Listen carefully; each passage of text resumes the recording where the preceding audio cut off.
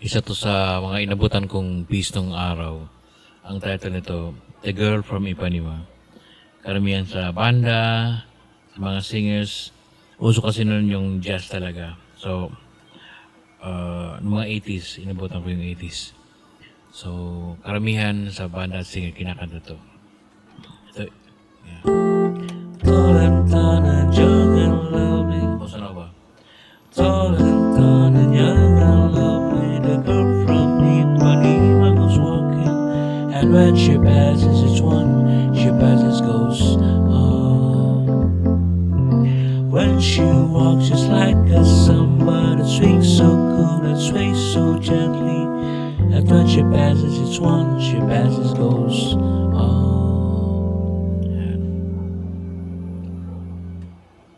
So, yung second part, dito ako naging interested kasi pabago-bago ng chords.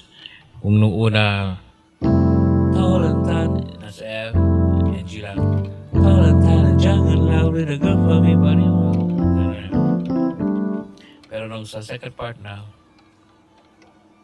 at when she passes, it's one she passes goes second part.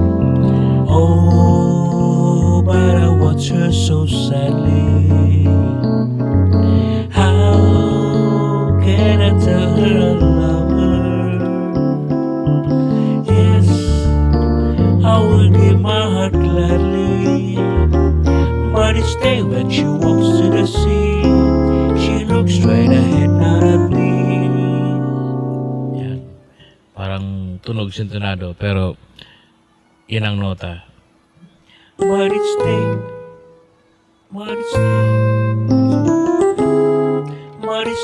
she walks to the sea, she looks straight ahead, not at me.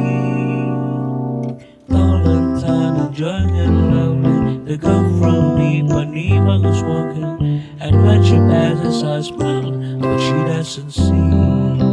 No, she doesn't see. No, she doesn't see.